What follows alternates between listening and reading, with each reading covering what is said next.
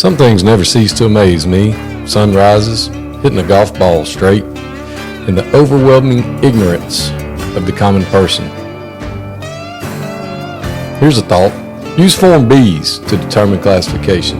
This, in fact, is competitive balance. Season 8 of Some Coaches Podcast, where not everyone is funny or tells funny stories, but everyone has a story.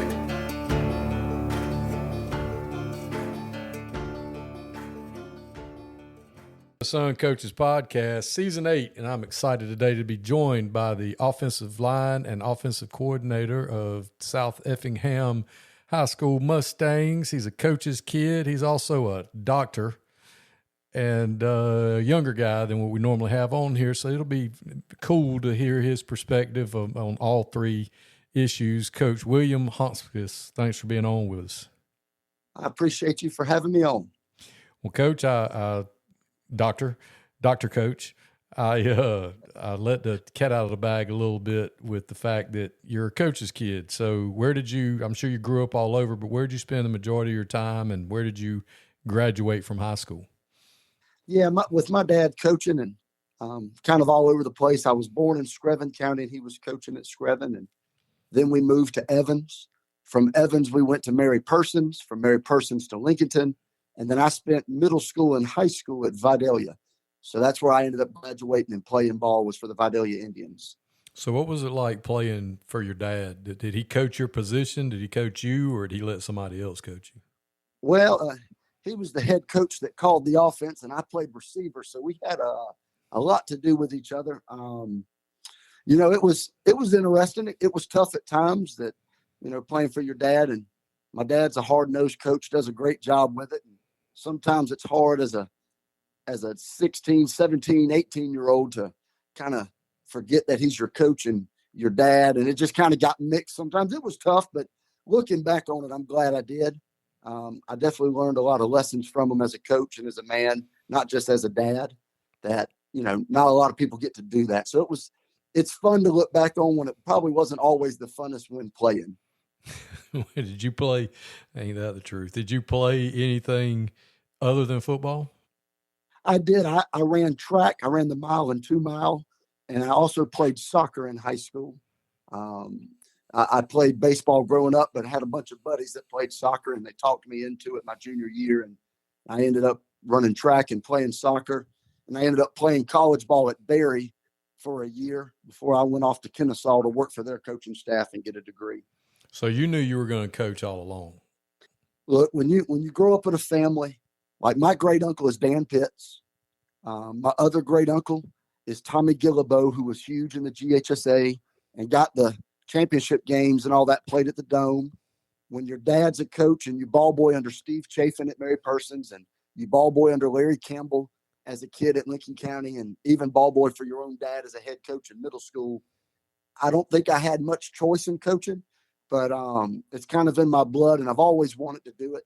I thought about being a college coach, and I did that for a little bit, but I love the relationships and everything that you could do at the high school level, and just saw how my dad had some major impacts on kids, making them a man, making them better Christian men, and all these other things. And I just realized that's what I've wanted to do since I was a little kid. When I knew I wasn't good enough to ever be an NFL player, I wanted to be a coach.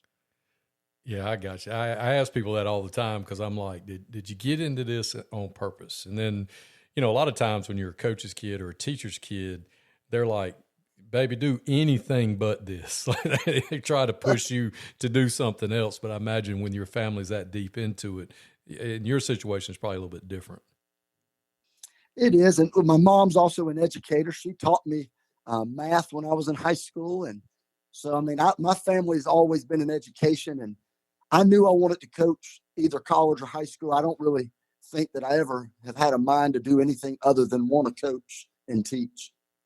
So you left Berry and went to Kennesaw, and you got on their staff. So you GA'd there? So what I did is I was a student assistant at Kennesaw. I was there from the first year of just practice up until when we won the Big South for the first time in 2017 or 2016. I can't remember the year. I think it was 17. And then I had a chance to GA there, But the problem was at Kennesaw, there was only a recruiting GA, so I wouldn't have been able to do much coaching.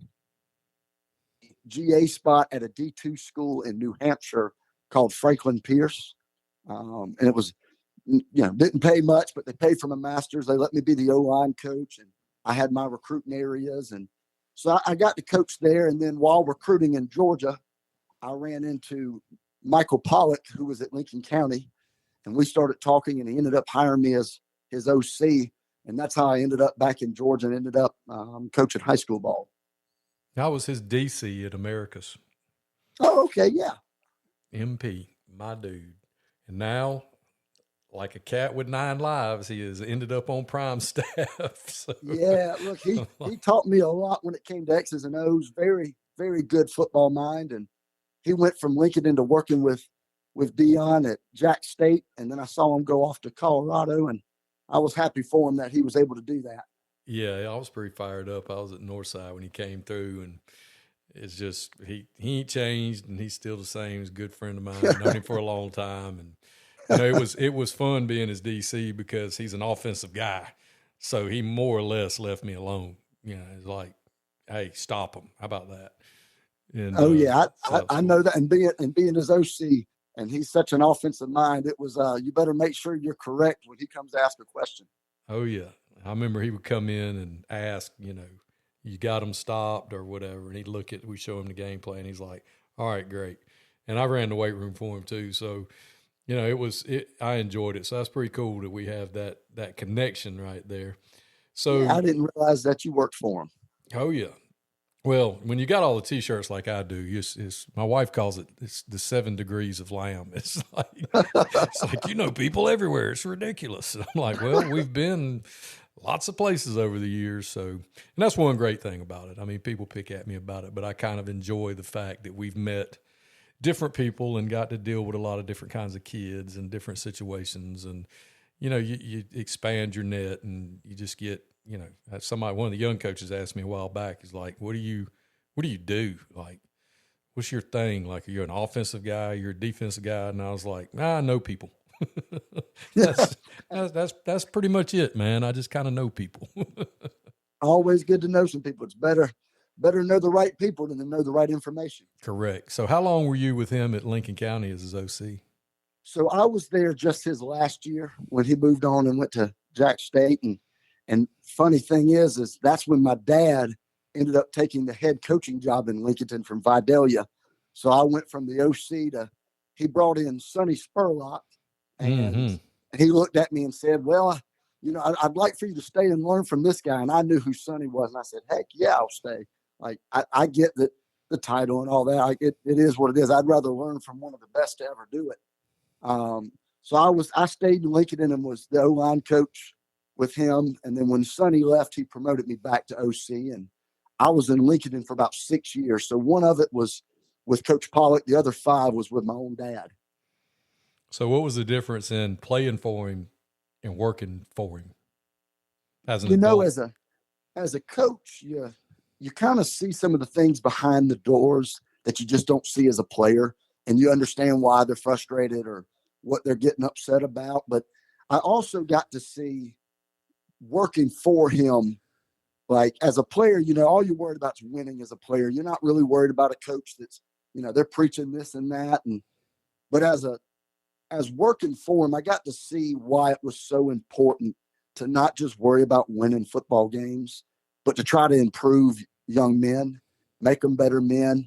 And we tried to do it as Christ-like as we could. And I've been able to learn that and actually get better in my own walk while doing that. And so it's cool to see behind the door why it's so important to do more than just win games when it comes to being a high school coach. Yeah, the group I play golf with, I played with them Saturday. And one of the guys I was playing with, he was like, well, where have you been? I'm like, well, during football season, I can't play. And he was like, well, why not? And I said, well, Saturdays I sleep. Sundays we go back to work. I was like, it's an 80-hour a week job. Oh yeah. And he was flabbergasted. Like you're kidding. And like that, the average everyday person doesn't understand what we put into it and everything that we do. that has nothing to do with football. Sometimes dealing with kids and picking them up and taking them home and making sure they have food and clothes and everything else. And I just thought it was hilarious. I mean, I didn't laugh at him. I just kind of looked at him like, oh yeah, that's right. Normal people, quote unquote, normal people, they don't realize, what we do. Oh yeah, my wife was the same way when we got married. After about a year or two, she said, I used to just think coaching was like a hobby, and I realized it's not a hobby. It's a ministry, but it's also you're working full tilt for not a lot of money. So you definitely have to have a passion to want to be a high school coach with the amount of time you're going to put in. Oh, absolutely. I told my dude, I was like, yeah, I got a raise this year. I'm making like 23 cents an hour now. I mean, it's awesome.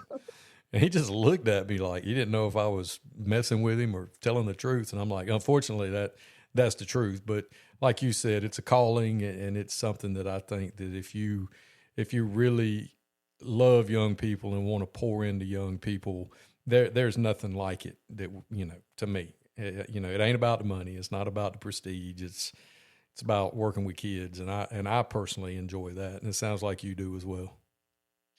I would agree with that completely. I think that, as you see so many, especially in our society today, so many guys growing up without a father in the house and without a man around. It's always good to have coaches who can step in and fill that void and show them that you can be loved on by a man, but you're also going to be toughened up, and they can show you how to do it the right way. So after your 6 years at Lincoln County, where did you head off to after that? So this past year was my first year here. And I prayed a lot about it, and my wife and I did, because my wife's from Lincoln County.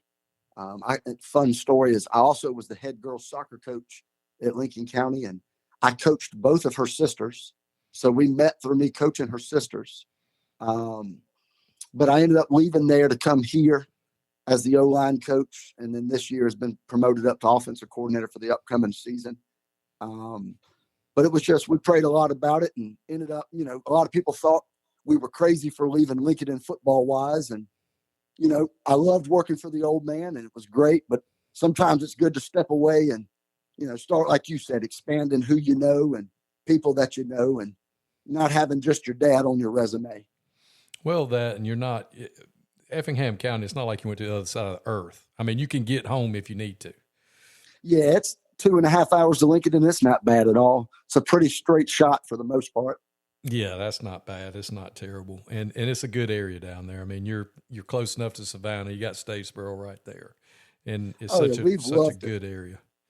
Yeah, my wife and I have really loved it. She's really enjoyed it. I mean, she's never lived far from Lincoln, and she lived there her whole life, and then went to Georgia, which was like 50 minutes from her house, and then came back to Lincoln. And once she married me and we were living together. So this is the farthest she's ever been from home. So she's really enjoyed it once she kind of got over the homesick part. Found a job she likes, friends she likes, and South Effingham's been really good to us as a family. I've been really enjoyed working for Coach Purvis. He's a very good man, does a good job, and heck, he's given me more responsibility with each year, so it's been really fun to be a part of. So what was it like when you came in? As I always ask head coaches, and I've had very few coordinators or position coaches on, and the same thing applies. But what do you do when you go in? You're the new guy. You're the new offensive line guy, because you want to put your mark on it. You want to, do what you want to do with it. What were some of the first things you thought you needed to do once you got in there? Well, first thing I wanted to do was make sure I build a relationship with the kids, let them know that I'm not here just to try to leave immediately. I want to be here. I'm looking forward to being here, that I care about them more than just players. Every summer done since I was in Lincoln, and I've done what's called the Fat Boy Cookout. I bring them all over to the house. We cook a bunch of hamburgers and sides and all this. But the first thing I wanted to do as a coach, just from watching film and seeing, was we had to instill being tougher up front, being a lot more physical. And I know I'm a younger coach, but I come from a lineage of old school coaches. And if you can't run the ball and you can't be physical up front, you're not going to win many games. And that was one of the main things we had to do. And we were very young this year.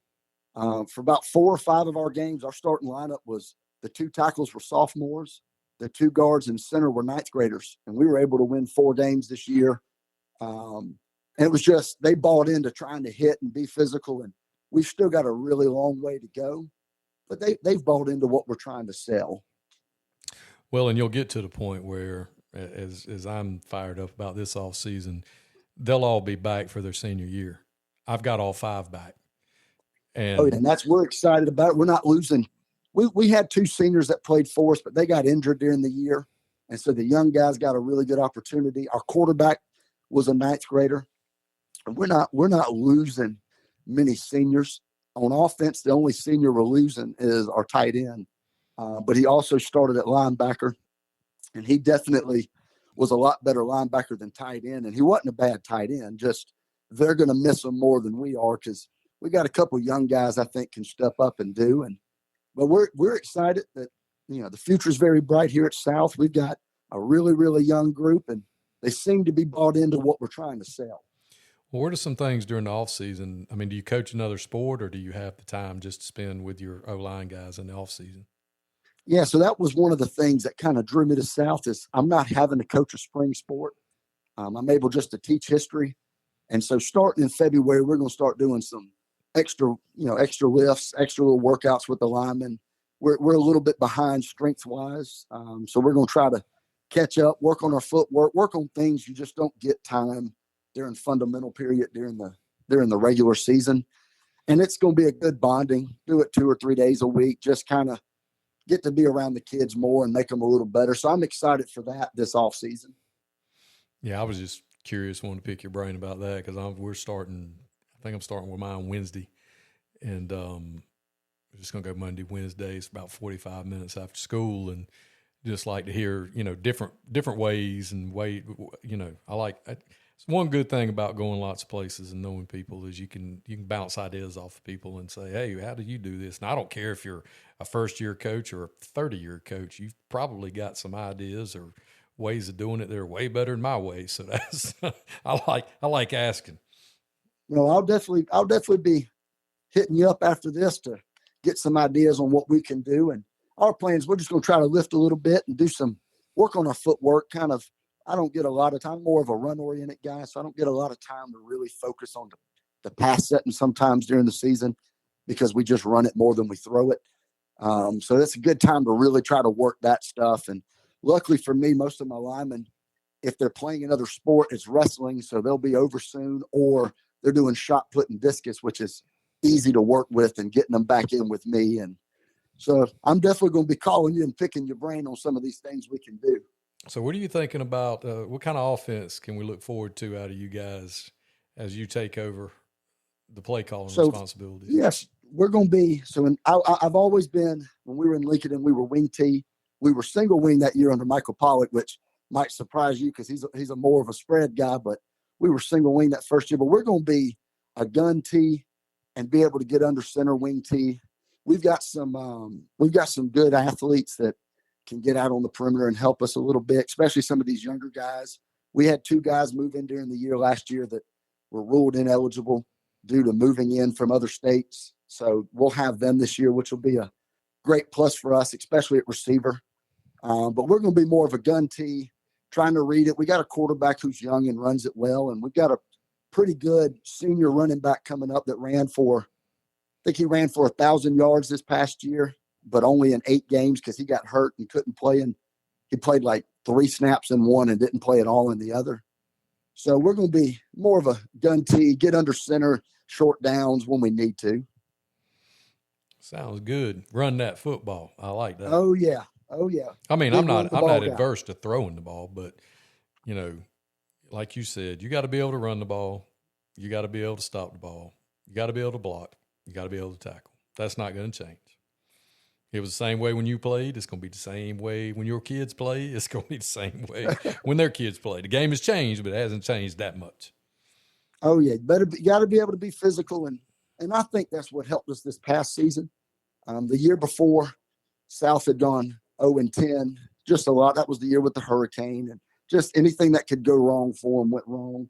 And this year, we really focused on just getting more physical on offense and defense. And I'll tell you, Carson McClellan became the DC this past year and did an amazing job with our defense here at South.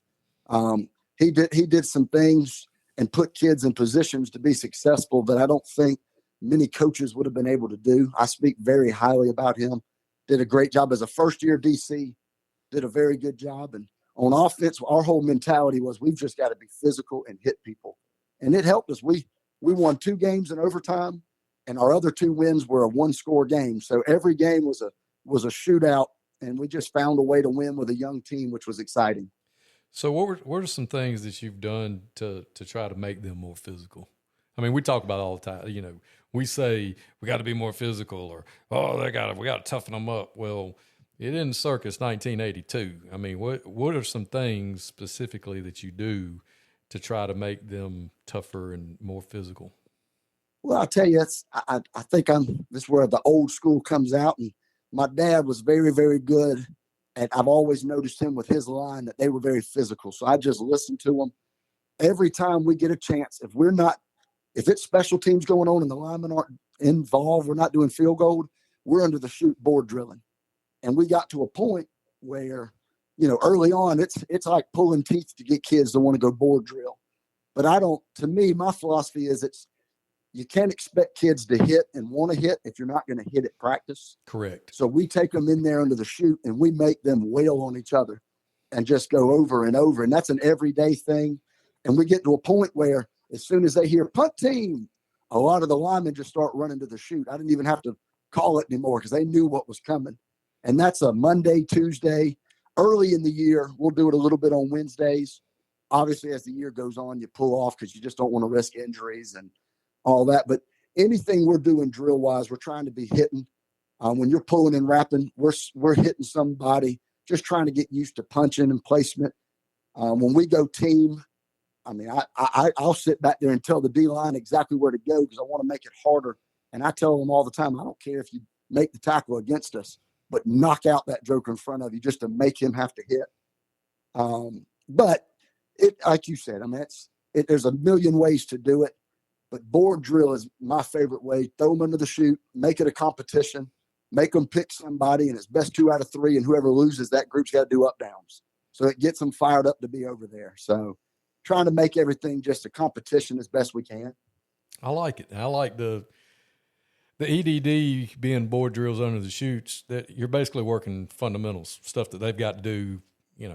I don't really care about your footwork right now. I don't care about, I just want you coming off the ball and getting your hands inside and getting that joker up out of there.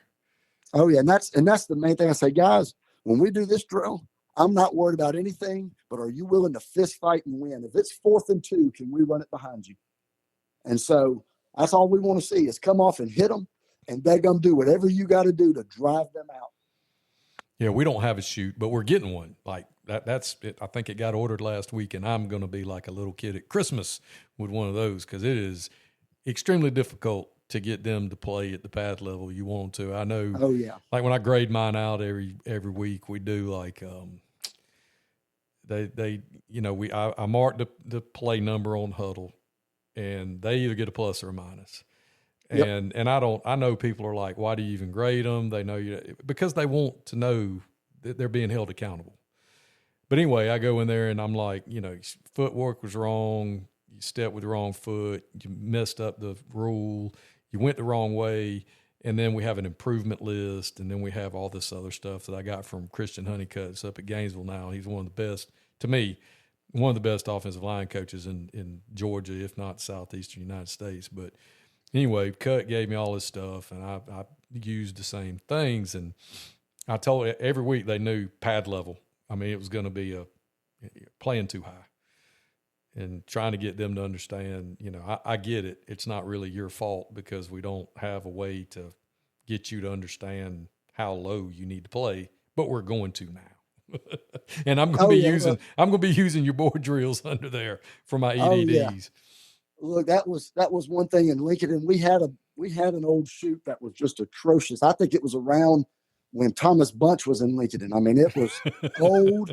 I mean, Larry Campbell definitely had it because it was there before him.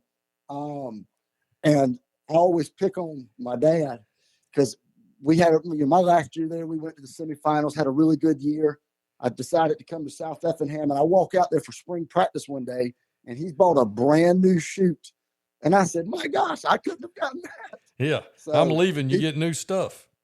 well, he said, "Well, if you'd have stayed, maybe you'd have gotten it." So he was picking with me. He said, "You need to come to practice. I bought something that I think you'll like." And I came out there, and I immediately just had to leave. I was like, "You got to be kidding me!" And I mean, I'm talking about the Cadillacs of them. It's a nice chute, whereas we had a chute that it didn't even have a tarp over the top. You had bars, so they had to stay under the bar to make sure that if they did stand up, they hit something, so they knew they were too high. But no, I'll tell you, as an O-line guy, having a chute is, like you said, is a necessity. It's hard to ask kids to play low when you can't get them in something that makes them be low all the time. No, it's very, very difficult. I mean, there's a limit to how creative you can be, and even if you've got those little receiver run through chute, the little T-bar. I mean, not T-bar, but the round aluminum adjustable, getting them out of there. That's not the same. I mean, it's just not. No, it's not. You need something that you can make it low, and it's long enough to, like, we down block out of it, we scoop out of it. Any drill we do other than like pulling, we're in that chute. And you got to be able to push it around, because if not, eventually you'll tear up the dirt so much under it that it gets rough. But yeah, I mean, we live under the chute. Our O line and a lot of our D line does stuff in it, and unless we're pulling, you're going to see the South Effingham team under it. Shoot, I pulled under mine when we had it. They just had to they backed up a little bit, and when they pulled, they got up from under it. And I figured out some drills we could, pull wrap drills we could do using landmarks on the chute, doing that, because I was like, nah, we're going to stay under here. The last place we had a chute, but we're getting one. So I'm pretty excited about that. And I'll definitely have to steal those plans from you. I'd love to find a way to pull more under it. I think it'd help us. So I'm definitely going to try to steal that from you. Well, the thing that people are probably like, oh my God, they're nerding out about a chute. Well, the kids we coach are who you'd want your daughter to go out with. Oh yeah. Generally speaking, they're good kids. They're not going to be on TV. They're not going to get their names on the newspaper. 90% of them are pleasers. And as long as you're nice to them and you feed them every now and then, they'll kill somebody for you. Oh, 100%. The reason I like coaching the OL is, and I love watching film. And when there's a big touchdown, you don't ever see a lineman drooping their head. They're as excited as anybody, because they want the team to be successful. And, we talk a lot about society and things today, and I think that's a lot of what we're missing is the team aspect. Everybody's me, look at me, but you can't be that way up front. If you got a bunch of me guys, you're probably not going to be very successful up front, because it takes all five of those guys being in unison and being in sync. And it's usually, like you said, it's not the most athletic kid. It's not going to be the best player. And the only way you know who the O-lineman is when he makes a mistake. Everybody knows who he is. But you got to find a way. And I enjoy trying to find a way to make kids want to come to practice and just do nothing but hit the entire day and know that nobody knows your name. Yeah, you just got to sell them on. You're going to get zero of the glory and all of the blame when things don't go well. And they just have to, they should know by the time they get to high school, that's kind of how it rolls. And, you tell them all the time, if you're all wrong, we'll be all right. Because as long as we're doing the same thing together, it'll work out. Yep. I just can't have one or two of y'all being wrong, at a time. If y'all are going to be wrong, I need all 5 or 6 of y'all to be wrong. Oh yeah. When in doubt, straight it. When in doubt, just make it zone. Just block man in front of you.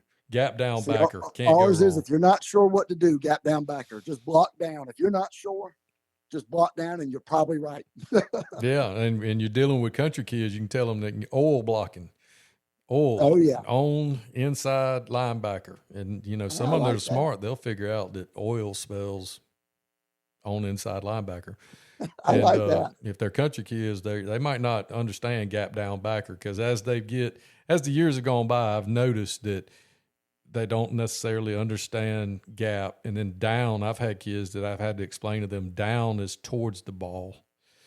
Yep. And you can't even get mad about it because they don't grow up playing like you did and around the game like you were. And, there's no sense in getting mad at them. Just tell them. I mean, tell one to get in a 2-point stance and he gets out of a 3-point stance and puts 2 fingers back down. I mean, he don't know no better. I mean, it's funny. There's no sense in getting mad about it. But, in my defense, Coach, I've never been in a 2-point stance before. That happened at Early County. We were trying to teach kids punt. Oh, gosh. Yeah, that happened. It was fantastic. And I couldn't even get mad. I mean, everybody else was falling on the ground laughing. But, you're dealing with those kind of kids. You kind of, you coach them up because you want them to have a great experience and you want them to be your best kids. And speaking of which, you growing up, being a ball boy for Coach Chafin at Mary Persons and Coach Campbell at Lincoln County, what was that like being around 2 of the most historic programs in the state of Georgia? As a kid, I don't think that you really fully grasp it. But looking back and just being able to be a part of, Mary Persons, Forsyth, and Lincoln County are just 2 different animals when it comes to football. That whole community breathes and sleeps it. It was cool being at a stadium at Mary Persons that's named after my uncle. Look up and see Dan Pitt Stadium and you go, man, that's pretty cool. But seeing the way Coach Campbell, I remember being at practice as a kid and the way he would interact with kids, he'd get on them, but he'd also walk over and love on them afterwards. And, it was, looking back, I was very blessed to be surrounded by so many great coaches growing up. My dad, and when he was the head coach in Vidalia, Rodney Garvin was his DC for, I think, almost 10 years. And I got to grow up around. He's probably one of the best human beings and best football coaches you could ever be around. I'll tell you, Rodney Garvin, just a story that'll tell you about him and how he is. When I was in 9th grade, my cousin was killed by a drunk driver that I was pretty close with. I'd lived with her for about 2 years. And so my dad and them had to go do stuff after we lifted that morning. And he took me home to an empty house and was like, all right, I'll see you. And I went in, she had just died that night before. I don't know what to do. And all of a sudden I hear a ring on the doorbell and he comes running back up and he said, we'll get in the truck. We're going to go eat. I ain't leaving you in this house by yourself. And he takes a kid that, he could have easily just gone home and not really even worried about what was going on. But he took me out. We ate. We just talked. He asked how I was doing, took me home. And now my parents were home. And, it's things like that. I've been around some great men that are coaches.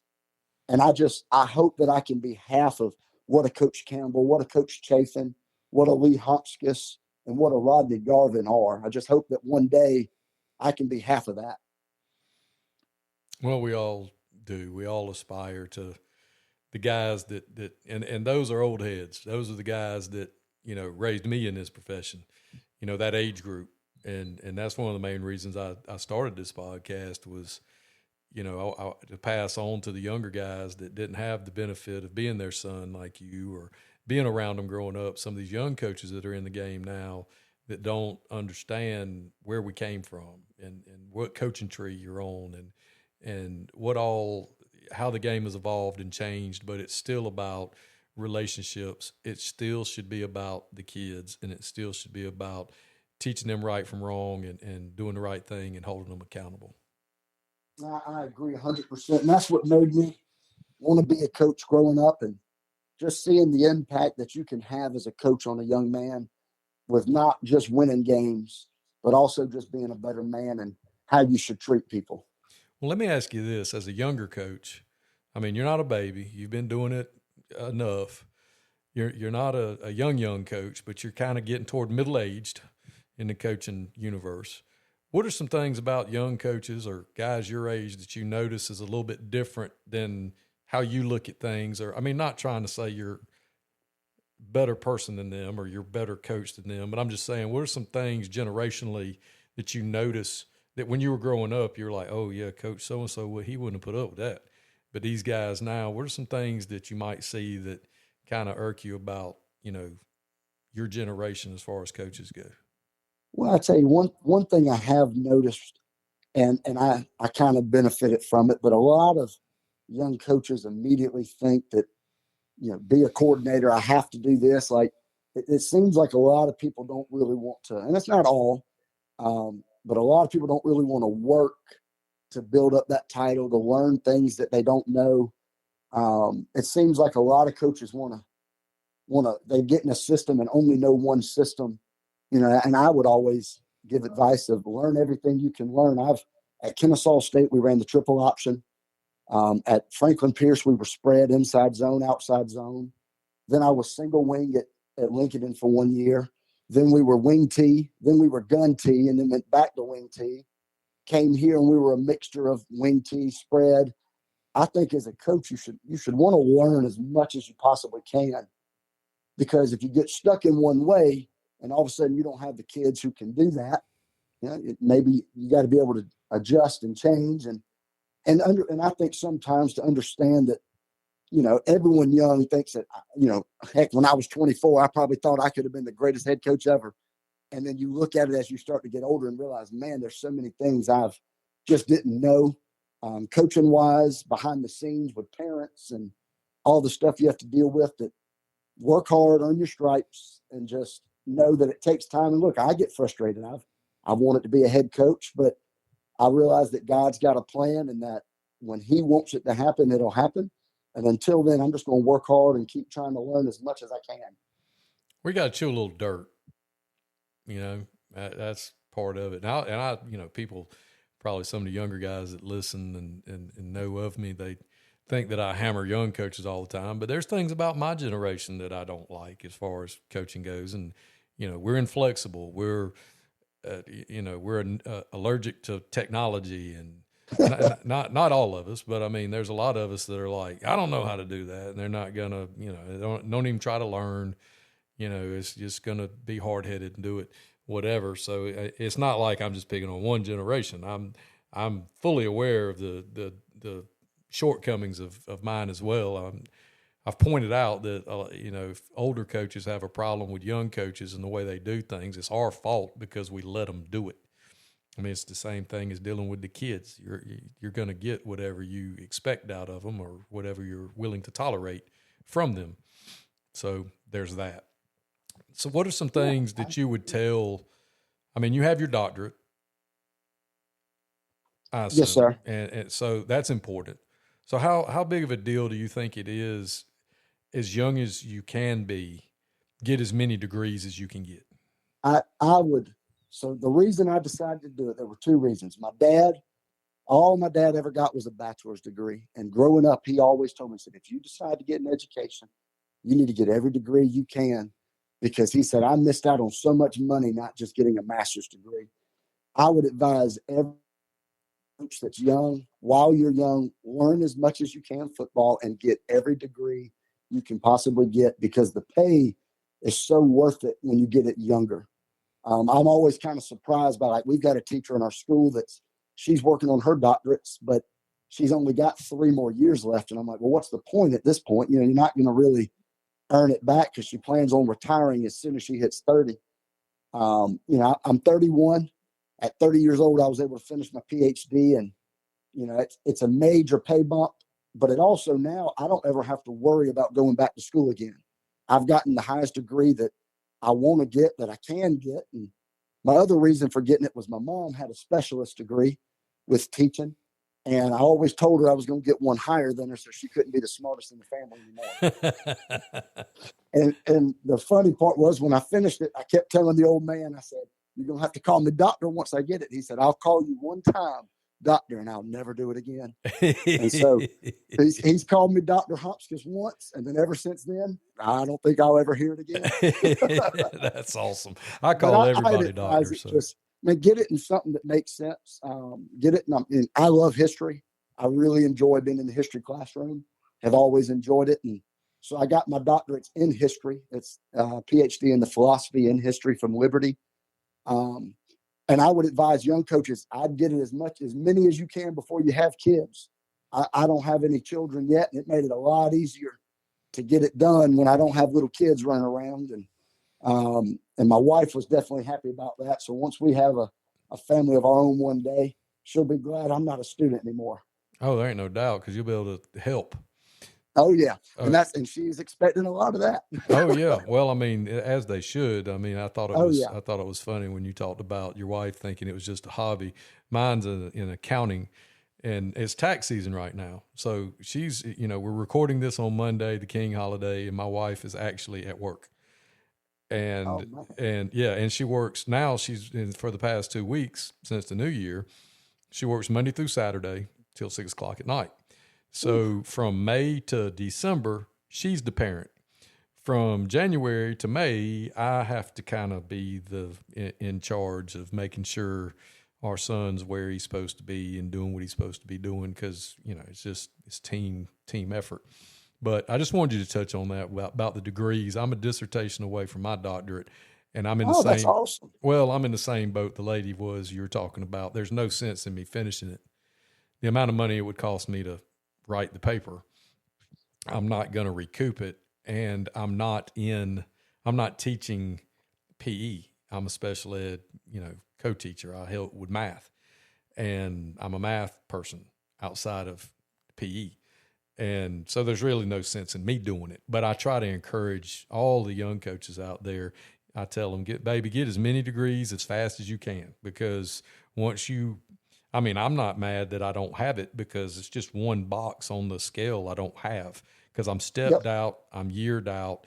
And the thing that sucks about our profession is that once you get to year 22, you're not going to get another raise unless the state gives you one. So you better the only way you can get more money is to go into administration, be a head coach, and have advanced degrees. So I just wanted somebody your age to, maybe they'll listen to you. Well, I agree with you. I think get everything you can, especially if you ever plan to be a head coach. I'm lucky now that I have my doctorates that, a lot of schools give out 12-month contracts or extended day. And now that money really starts to jump up because it's based off of what you're paid in the school plus what they give you as a supplement. It's just a major advantage. I tell everybody to get them as much as you can, at least get your master's. And if you can get a specialist or doctorate, great. If not, at least get a master's degree. It's about a $5,000 a year difference, which over the years makes a big difference. Oh, there ain't no doubt. I was about to say, with your doctorate, you're actually bumping yourself about 7.2 years up on the pay scale, if not more. I mean, somewhere between 7 and 10 years. Yeah, I mean, 10 years in with a doctorate as opposed to 10 years in with a bachelor's is a significant amount of money. And contrary to what people believe, you're not going to do this forever. And at some point in time, you're going to want to retire. And your highest 2 years or 3 years, whatever it is, highest 2 years is going to be a whole lot better when you have those advanced degrees. Oh, yeah. And I grew up with parents in education. That's all I ever heard. If I was going to get in, do it. And I'd also the advice of young coaches, don't take a break in between them too long, because I remember getting my master's. I was like, all right, I'm going to get a doctorate, but I'm going to take a year off. And it went summertime and football was just getting started. And I said, man, I love not being a student. And I realized that if I didn't get in the program right then, I probably never would. So I went ahead and applied to places and got in. And if you can just keep continually doing it, even though I know student loans aren't always the best, like you've said, it's worth it when you get to year 22 and you're not going to get any more pay bumps as high as you possibly can. Well, there ain't no doubt. And it's a math problem. I mean, if you can, you're young enough, if you take out the student loans, the amount of raise that you get for the advanced degree, you can pay off the student loan in a smaller amount of time. I mean, it's just not, I don't understand why one wouldn't do that if they could, if they're going to stay in this. And that's kind of the odd thing about, making the jump. You're still at an age, and I'm not saying you want to, and I'm not saying you would, but you're still at an age where with your doctorate now, you could go coach back in college. You could go you have more, there's more irons in the fire for you. And one of the problems I have with the college game is that, they would expect you to come in GA, and who in the world's going to do that? In the state of Georgia, I've been fortunate enough at Coach of the Year clinics and Glazier clinics, working the hospitality suite and hanging out, talking to these college coaches. And I really don't think they understand how much we get paid in the state of Georgia to teach and coach. Yeah, look, if you get the degrees, I mean, if like my dad will always say, with just having a bachelor's, he didn't take advantage of it, but you can make some really, really good money for your family by having those degrees, by coaching and getting in a place, and every school system pays different. And, that was one thing that South did that was, they pay a lot more than a small school like Lincoln can. So I was able to even take more advantage of, I finished my doctorate this summer coming right into working here. And I saw a major pay bump because of that. So it's definitely worth it. I'll tell you, the GA spots, I remember doing that in New Hampshire at Franklin Pierce. They paid me $650 a month, and my rent was $600. So it was fun living off of $50 a month. But they pay for your degree, and they feel like that's good enough. And it's even harder to get GA spots now because they're filling all of that with former players instead of, sometimes the guys like us who are the young guys who are trying to make that push and get into college coaching. Well, being one that has that kind of experience, what's something you can tell, what are some things that you're able to pass on to your kids, your players, about the recruiting process and how much things have changed now, trying to instill upon them, the things that are important and not passing down any opportunity that comes their way? I've always told mine, you've got to first off be patient. When I was in college, the transfer portal wasn't a thing yet. And the transfer portals, it's murdering the high school game. It's murdering kids getting recruited because now, if you're a 5 or 4 star, yeah, you'll be getting offers as early as they can possibly offer. But if you don't have stars by your name, like I'll give an example. At Lincoln County, we had a kid named CJ Cripe, who's now playing at Cincinnati. He was redshirted this year, but he's the backup, and he was going to be on every special team, but they said, why don't we redshirt you so that you don't lose a year being a special teams guy, because we think you can really help us. CJ wasn't getting offers till midway through his senior year because he finally went to a camp and got 3 stars, and now they'll offer you. I tell kids, you got to be patient. And if someone's willing to pay for your education, who cares if it's NAIA D2 or D1? At the end of the day, if why not get an education? Why not get somebody to pay for you to at least get a bachelor's degree and open up more doors in the future? And you also can sell kids on, look, these schools are overlooking you. If you really think you can play D1, go D2 and play 2 years and then transfer out if you really think you can do it. But I always tell kids, take advantage of getting an education. Because that's something I feel like we've lost with NIL and with transfer portal.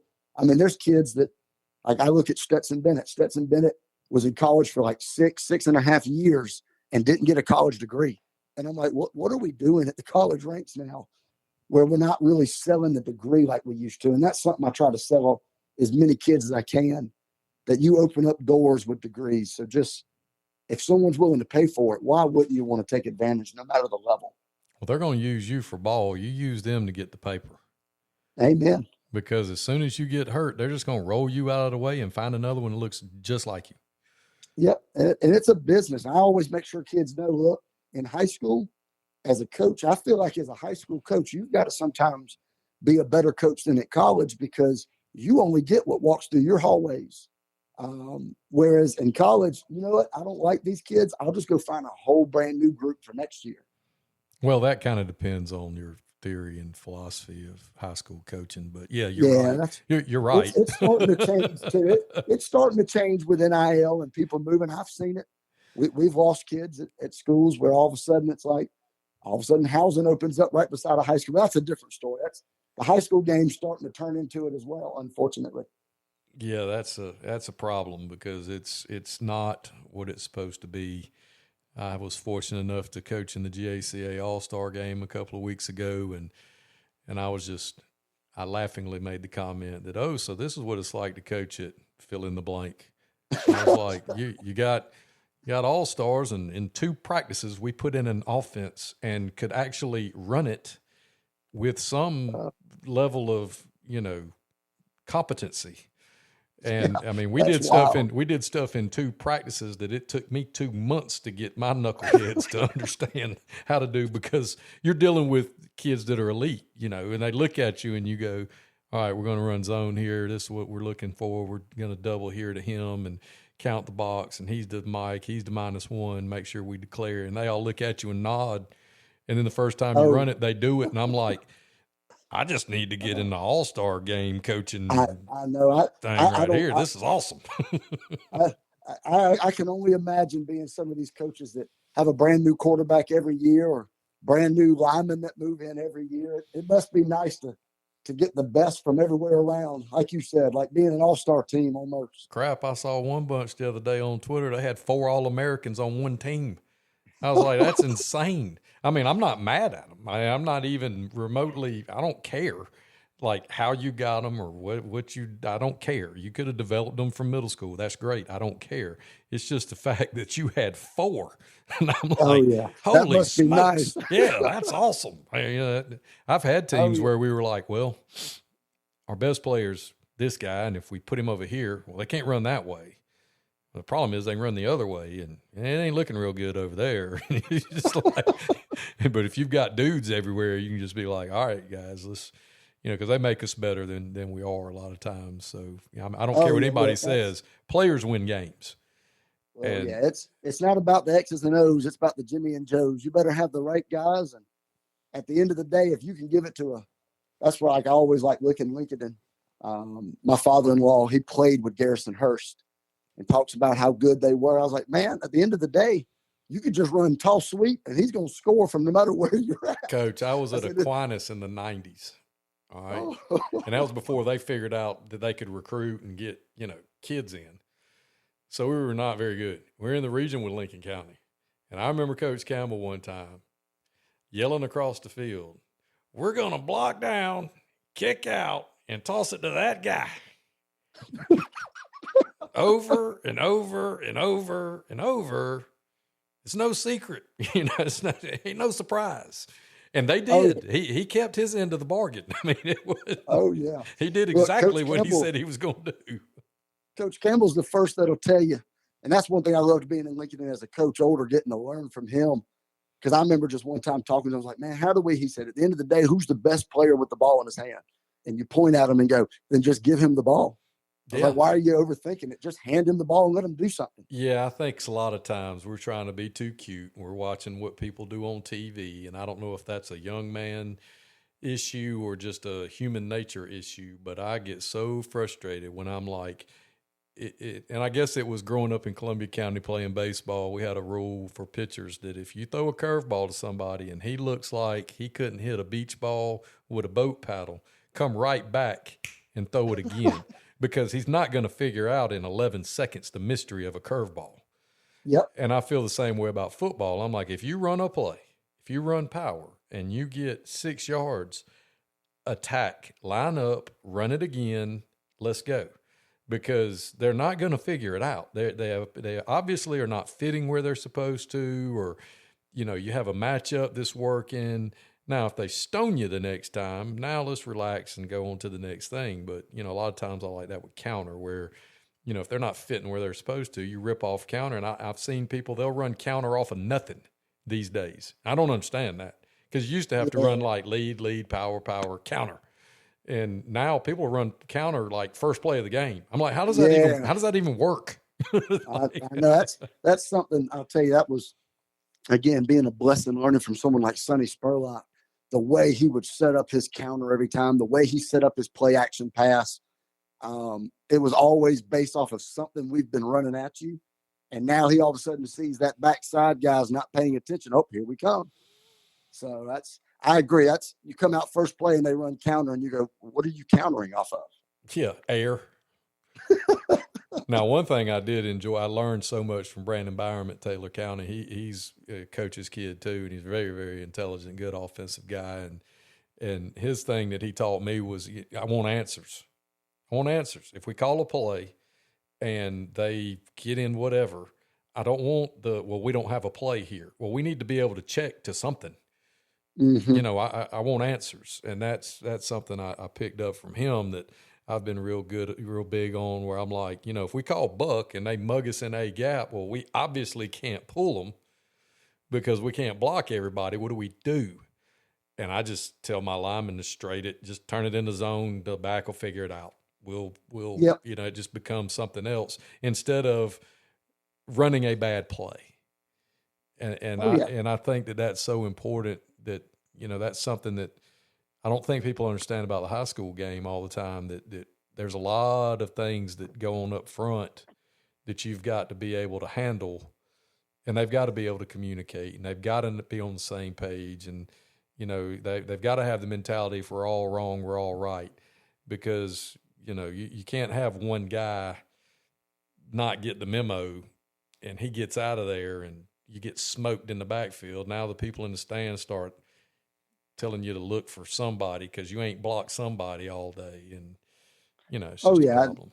And when you're dealing with kids in high school, people just don't realize the difference in high school and colleges. Yes, the college kids are going to class, but they have film for multiple hours.